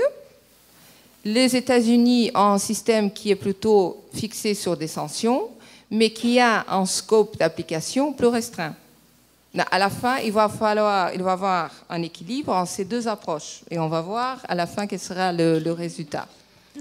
Arnaud Zacharie, TTIP et climat. C'est vrai qu'on se dit c'est un peu contradictoire. D'un côté, on doit faire des économies d'émissions de CO2. D'un autre côté, ce TTIP, il va favoriser les échanges et la production de... Donc deux éléments là-dessus. Donc d'abord, comme ça a été dénoncé par Greenpeace dans les documents qui ont été leakés, il n'y a pas une seule ligne ou un seul mot sur la question de la lutte contre les changements climatiques. Par contre, on voit qu'il y a des intérêts offensifs américains sur la question du gaz de schiste qui n'est pas vraiment en phase avec les objectifs de la COP21. Maintenant, il y a la discussion sur le chapitre développement durable qui a à juste titre été abordé, mais il faut quand même être honnête et expliquer ce qu'on connaît dans le CETA, où il y a un chapitre sur le développement durable, mais qui n'est pas contraignant, qui est facultatif. Et donc, on sait bien comment les choses vont évoluer. On va voir d'un côté le droit des investisseurs qui va être du droit dur, très contraignant, avec des capacités d'attaquer des États devant des cours d'arbitrage privés, et un chapitre développement durable qui, sur le fond, sera parfait, mais qui sera, pour amuser la galerie, puisqu'il sera non contraignant et facultatif. Et c'est ce déséquilibre dans ce type d'accord qui pose évidemment problème. Nous, si on nous disait qu'on va négocier des accords avec les États-Unis, le Canada, et même mieux, des accords multilatéraux pour garantir des normes sociales et environnementales minimales contraignantes à l'échelle internationale, on applaudirait des deux mains, et c'est même cela qu'on demande. Malheureusement, le chapitre développement durable, c'est toujours une espèce d'appendice facultatif pour pouvoir dire qu'on y a quand même pensé, mais comme ce n'est pas contraignant, ça n'a aucun poids une fois que l'accord a été signé. Autre question ? Oui, allô. D'accord. Et puis on donnera... Oui. Bonjour. Moi, je rejoins le premier intervenant concernant le CETA. Parce que si le CETA passe, on n'a plus besoin du TTIP. Les multinationales n'ont plus besoin du TTIP, ils n'ont qu'à ouvrir des filiales au Canada pour pouvoir passer et contourner la loi. Parce que les traités d'arbitrage existent dans le CETA, donc ils n'ont plus besoin de ça. Ça, c'est une chose. Deuxièmement, ce qui m'étonne, c'est toujours ces affirmations gratuites de dire on va avoir du travail, on va avoir de la croissance. Sur quoi vous vous basez? Or, il suffit de regarder le NAFTA, qui est l'accord de libre-échange entre le Canada, les États-Unis et le Mexique, pour voir les résultats néfastes à cause de ça, surtout pour le Mexique. Alors je ne vois pas pourquoi vous ne vous référez pas à ces résultats-là pour pouvoir envisager des négociations plus sérieuses, ou un refus catégorique.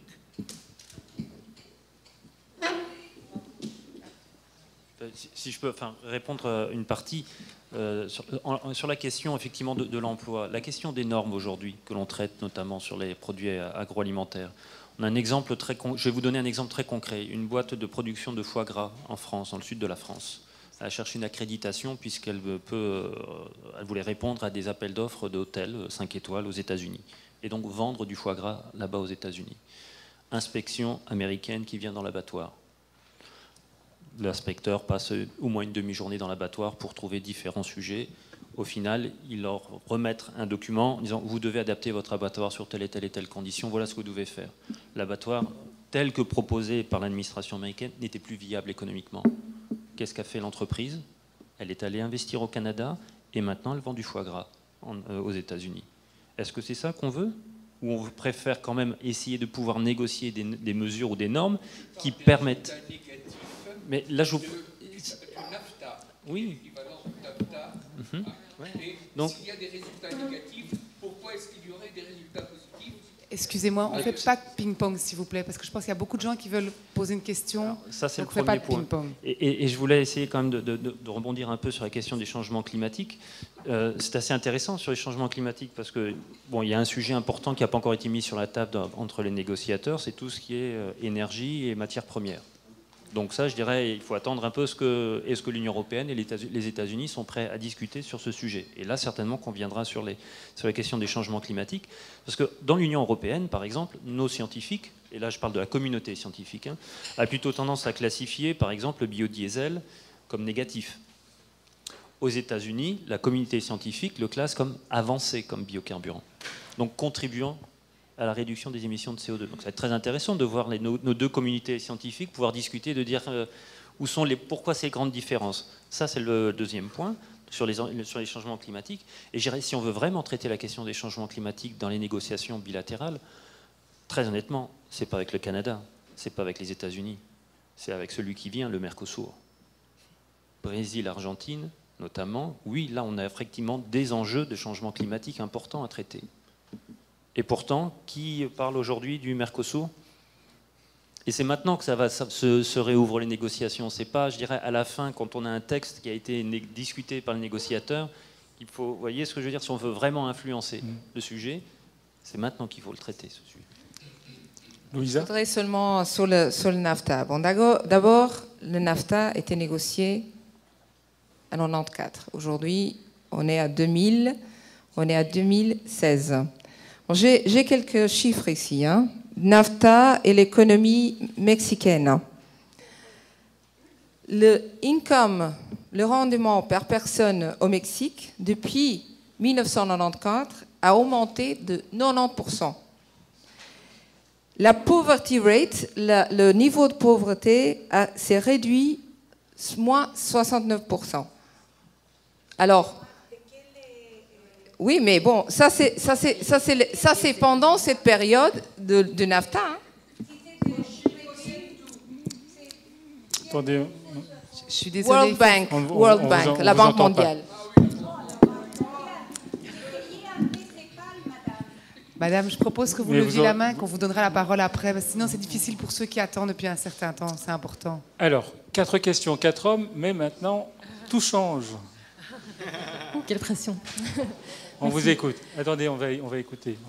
Bonjour, moi j'ai une question pour Luisa Santos et Arnaud Zacharie. Est-ce que vous pouvez expliquer ce que c'est la coopération réglementaire et ce que ça pourrait donner comme, en termes d'exemple, concrètement, ce que ça pourrait donner?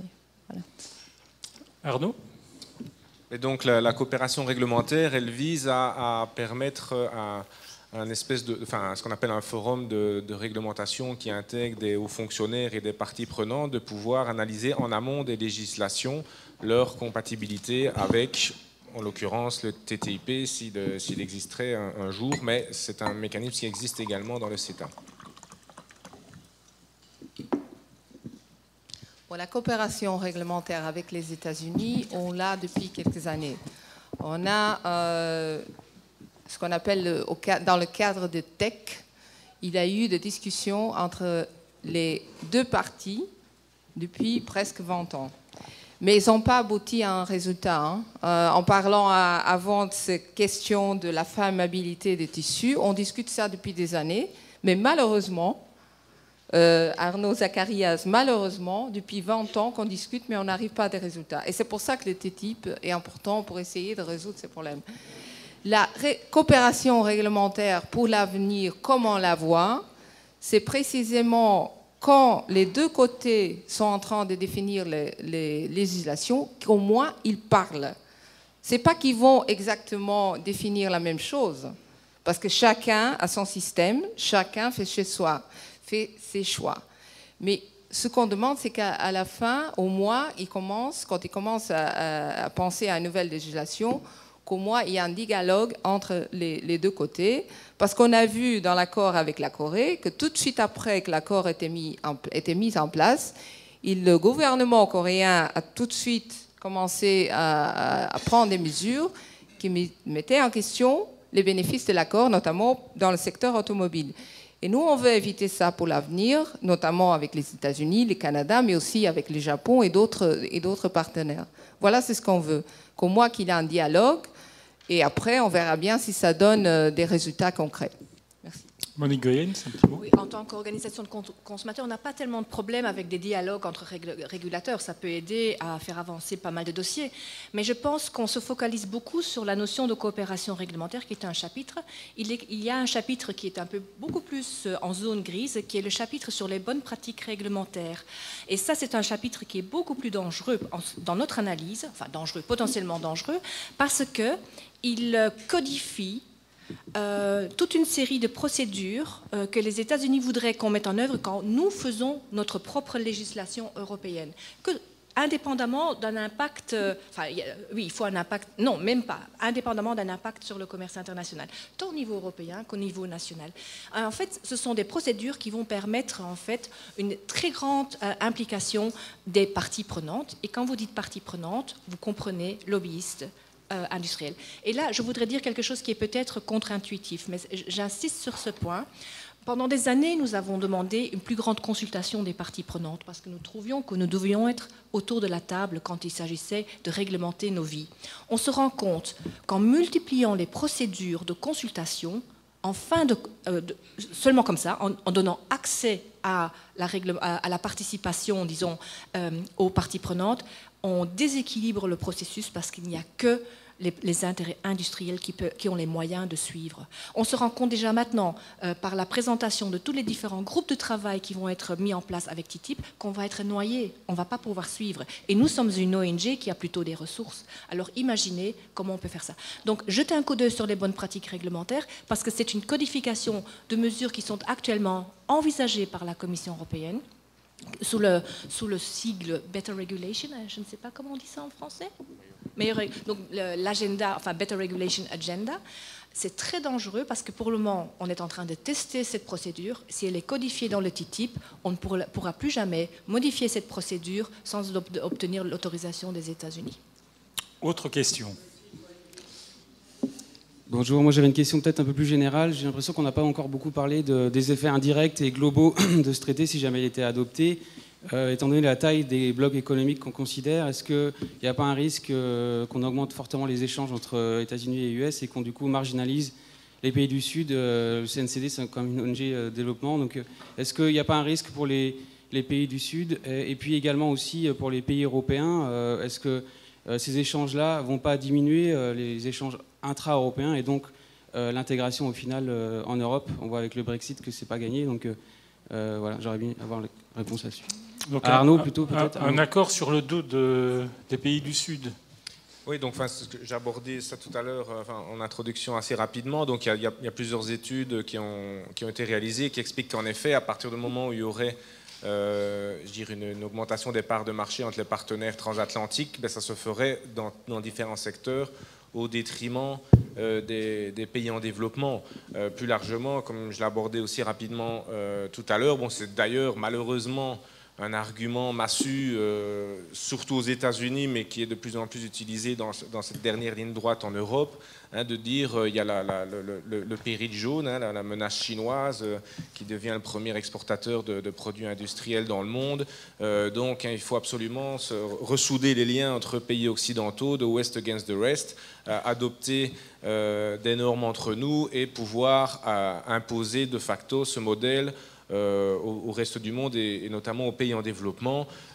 C'est non seulement, comme je le disais, totalement à contre-courant de ce monde de plus en plus multipolaire qui nécessite plutôt que des blocs rivaux, des nouveaux accords à l'échelle multilatérale, mais ça ne prendrait évidemment pas en compte les asymétries de développement qui existent entre les pays les plus développés du monde et les pays en développement. Mais il y a aussi l'autre aspect qui est pour moi tout aussi important, qui est la dilution de l'espace européen dans un marché transatlantique, alors que précisément le problème de la construction européenne actuellement, et qui est évidemment exacerbé par le Brexit, c'est les divergences internes, c'est le manque d'intégration européenne dans toute une série de secteurs et d'enjeux tout à fait stratégiques, à commencer par l'énergie, à commencer par l'économie numérique et digitale, le transport par rail, etc. Donc toute une série d'enjeux, l'harmonisation sociale et fiscale évidemment, qui nécessitent, pour sortir de la crise dans laquelle l'économie européenne se trouve,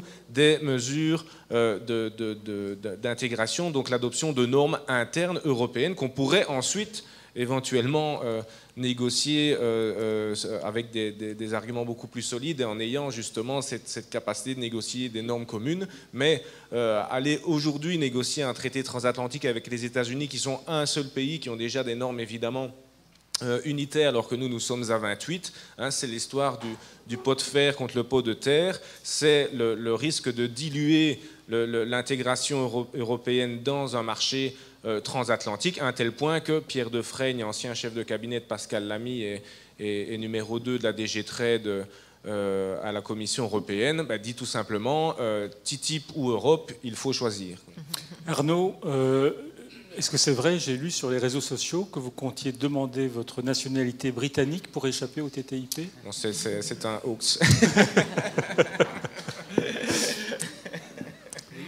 Pour répondre à la question, et je voudrais moi citer Jacques Delors, en 86, lorsqu'il a fait le livre blanc, et donc l'accomplissement du marché unique, il a bien précisé: le marché unique n'a d'avenir que s'il reste ouvert. Si le marché unique est une zone fermée... Ouvert, excusez-moi, mais vous trouvez voilà que c'est un espace qui est fermé pour l'instant? Alors on n'a pas la même vision de la construction européenne. Cette logique, et pourtant, vous voyez, c'est Jacques Delors à l'époque, vous pouvez reprendre ses propos. Donc effectivement, ça veut dire très clairement, c'est que le marché puisqu'on parle du marché unique, de 530 millions d'habitants, effectivement, est un marché qui existe. Mais si on veut, je dirais, avoir un développement, il faut pouvoir être connecté à l'ensemble. Moi, je ne parlerai pas de péril jaune, très honnêtement, je ne me permettrai pas. Effectivement, la zone asiatique est une zone qui est en fort développement, qui a une certaine conception de la sécurité alimentaire, tout d'abord. On peut parler du Japon. Ils ont une très haute vision de leur sécurité alimentaire, donc il n'y a pas dans ces régions que cette vision négative. Ils ont aussi une certaine vision de ce qu'est la place de la nourriture d'un point de vue sécurité sanitaire. Et ce n'est pas pour rien si effectivement, par exemple, aujourd'hui, les produits laitiers infantiles en Chine sont surtout achetés en Europe. Donc ils ont une vision de la sécurité alimentaire. Ils ne sont pas du tout dans une vision négative. Donc je pense qu'il faut trouver cette approche où il faut dire on a un marché unique qui nous permet de pouvoir répondre à des demandes diverses. En revanche, ce que je voudrais vraiment souligner, et vous avez raison de le dire, plus on s'ouvre, ça veut dire que de moins en moins, les préférences qui avaient été faites pour les pays d'Afrique ACP, effectivement, elles ont tendance à diminuer.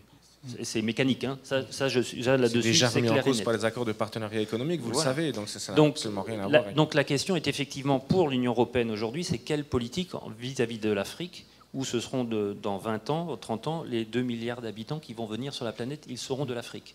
Et là, la question elle reste ouverte. Question suivante. Par transparence, je me présente, Michel Sermac, chargé de recherche au CNCD 1111, notamment sur le TTIP et le CETA. 2-3 petites précisions et puis 2 questions. D'abord sur le NAFTA, c'est aussi au Mexique 4,9 millions de petits producteurs qui ont mis la clé sur la porte, petits producteurs agricoles, remplacés par 3 millions de jobs dans l'agro-industrie exportatrice.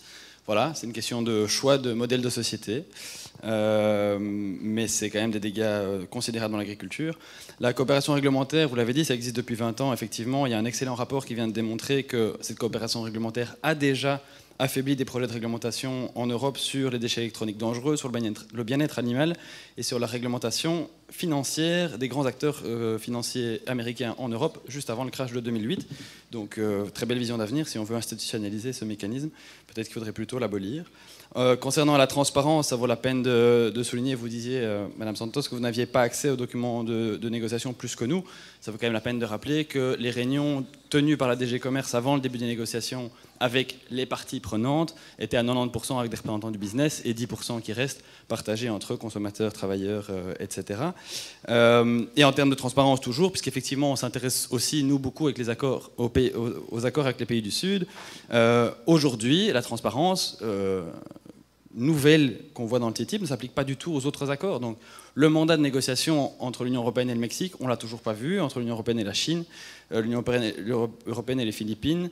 Les documents de négociation du TISA, par exemple, tout ça est encore secret. Donc, je ne vois pas très bien pourquoi on parle de nouvelle approche transparente. C'est juste une réaction cosmétique à la mobilisation contre TTIP.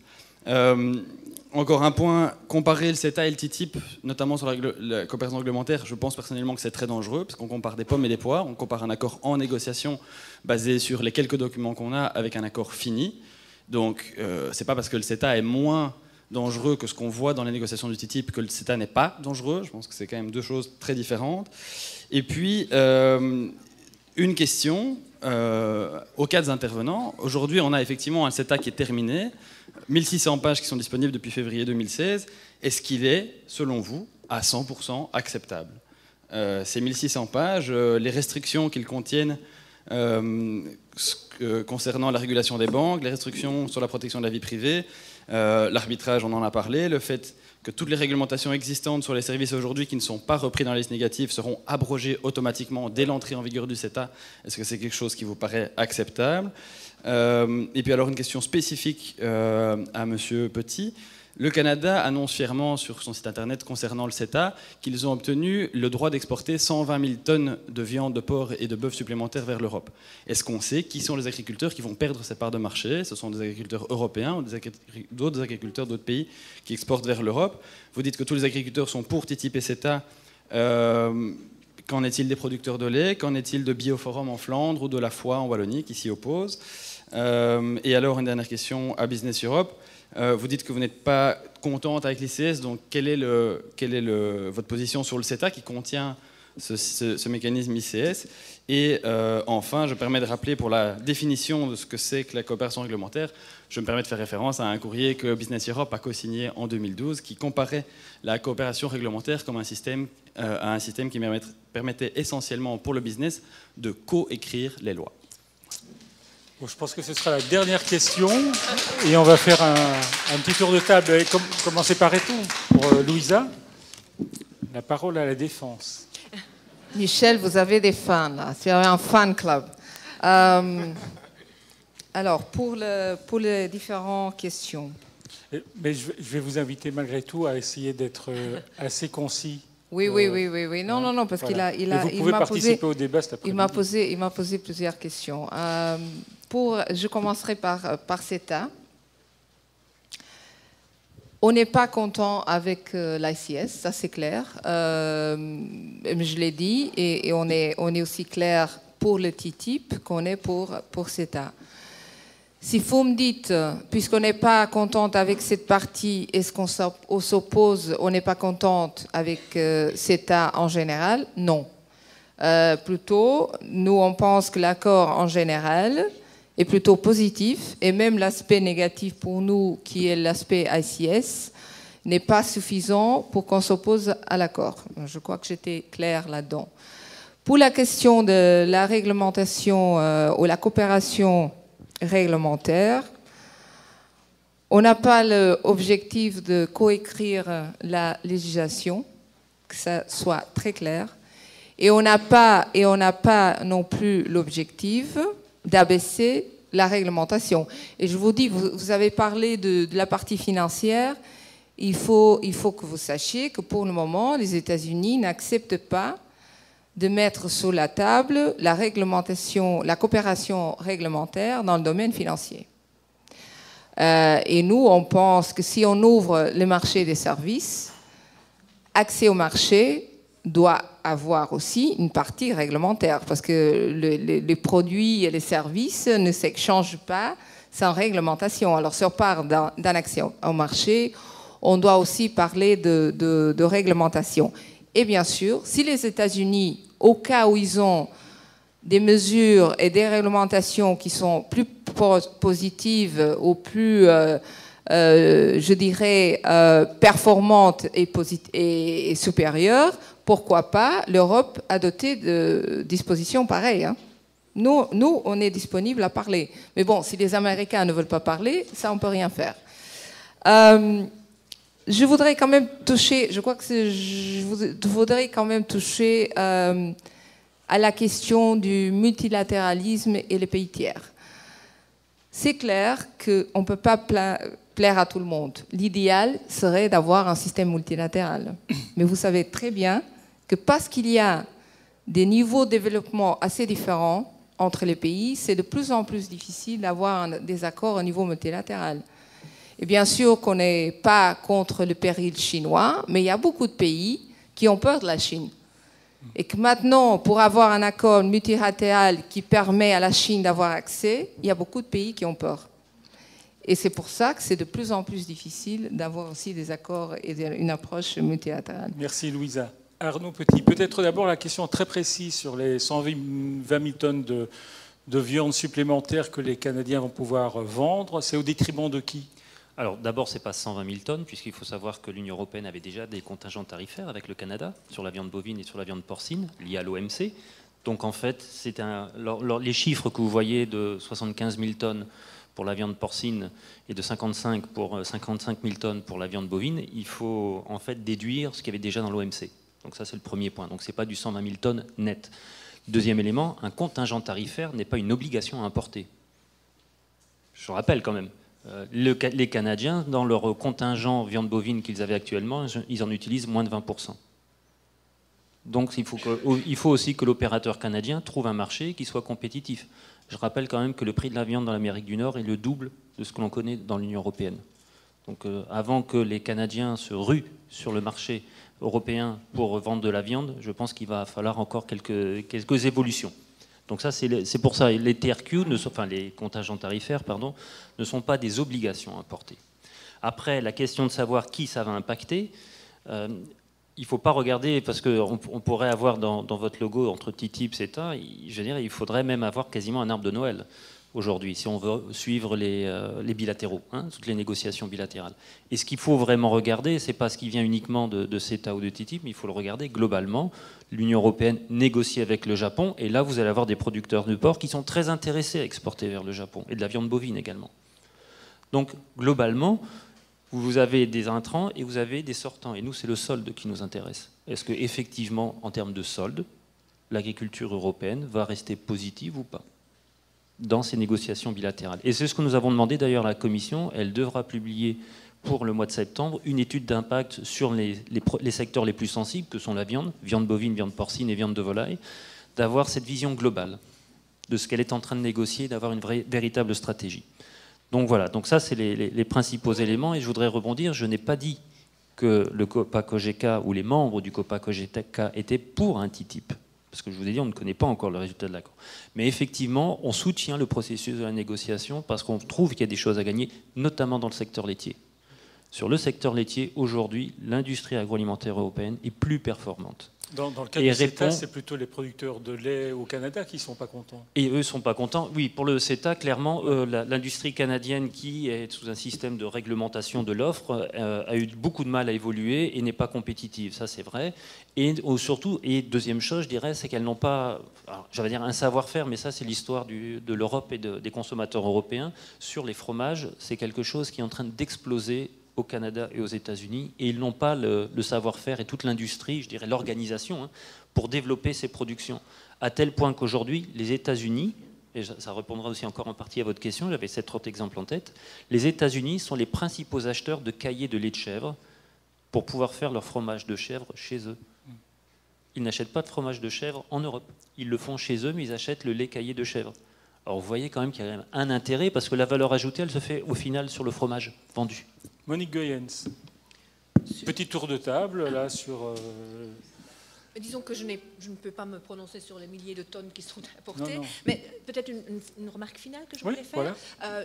Une remarque générale, c'est que ce que nous constatons actuellement, c'est qu'il y a quelque part, que le CETA ou TTIP existe ou non, déjà une certaine autocensure dans le chef de la Commission européenne qui anticipe en fait la réaction déjà des partenaires commerciaux sur certaines réglementations qui sont en préparation. Et nous voyons ça, par exemple, une illustration, c'est la façon dont la Commission européenne aborde la question des perturbateurs endocriniens, par exemple. C'est un exemple assez flagrant. Et là, pour la première fois, dans la communication que la Commission a faite, je pense la semaine passée sur cette question-là, le principe de précaution semble être renversé parce qu'on parle d'apporter la preuve qu'il y a un problème de santé ou de sécurité avec un perturbateur endocrinien.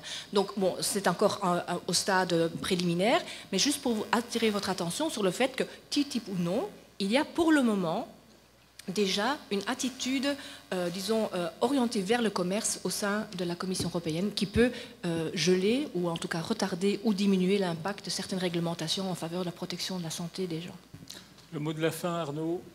Je rebondirais peut-être juste sur la remarque d'Arnaud Petit sur l'arbre avec tous les accords bilatéraux, puisque c'est vrai qu'il y a plus de 3000 accords bilatéraux, mais je voudrais conclure par ce que j'avais introduit, c'est-à-dire qu'on est ici avec le projet de TTIP, avec le CETA et avec le TPP qu'on a évoqué rapidement tout à l'heure, 3 accords de nouvelle génération. Et c'est bien ça le problème. On ne les compare pas aux centaines d'accords bilatéraux qui existent. On a ici des accords de commerce et d'investissement qui, pour la première fois, recherchent en priorité la convergence réglementaire. Et donc, notre problème fondamental, c'est qu'on a des ministres du commerce qui, par définition, abordent les choses avec des lunettes marchandes, qui vont aborder des questions, des normes, des réglementations qui touchent en fait à un nombre de domaines très vaste, à quasi l'ensemble des domaines de société, y compris des sujets fondamentaux comme la santé, comme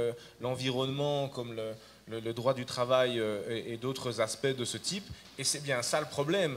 À partir du moment où on considère que ce type de normes sont a priori des barrières non tarifaires, des obstacles au commerce, elles sont vues d'un point de vue péjoratif, alors que toute une série de normes devraient être vues de notre point de vue plutôt d'un point de vue positif, et donc qu'on adopte ou qu'on négocie des accords de nouvelle génération, ça on sera en faveur, mais la nouvelle génération devrait être au contraire d'adopter des accords qui entraînent non pas un nivellement par le bas, mais un nivellement par le haut en termes de normes sociales et environnementales, qui permettent des accords multilatéraux qui évitent l'évasion fiscale internationale qui atteignent des centaines de milliards de dollars ou d'euros chaque année et qui sont de véritables problèmes auxquels il faut s'attaquer. Ce qu'on a l'impression, c'est que on se trompe de combat, que c'est une espèce de fuite en avant et que plutôt que de donner à ces ministres du commerce les moyens de marchandiser toujours plus de secteurs de nos sociétés, mais plutôt revenir à des normes communes qui permettraient d'avoir un level playing field pour les membres de Business Europe, qui pourraient continuer à exporter évidemment, à commercer dans un environnement concurrentiel, mais avec des limites. Cette course à la compétitivité qui serait le respect de normes fondamentales communes. Voilà, merci à tous d'avoir participé à ce... Oui 17 secondes. Donc, on a un intérêt, comme j'ai dit, d'avoir des bonnes règles. C'est ça qui fait notre compétitivité en termes que business européen. Mais le problème, c'est que pas tout le monde est convaincu de ça. Et là, je suis tout à fait d'accord avec vous qu'il y a beaucoup de choses encore à faire au niveau interne, en termes d'approfondissement du marché européen, au niveau des taxes, par exemple. On n'a pas une harmonisation encore. Alors, demander qu'on fasse ça au plan international, c'est très bien, mais il faut d'abord qu'on fasse ça au niveau interne aussi. Merci Louisa, merci Monique, merci aux deux Arnaud d'avoir participé à ce débat et à vous de l'avoir alimenté.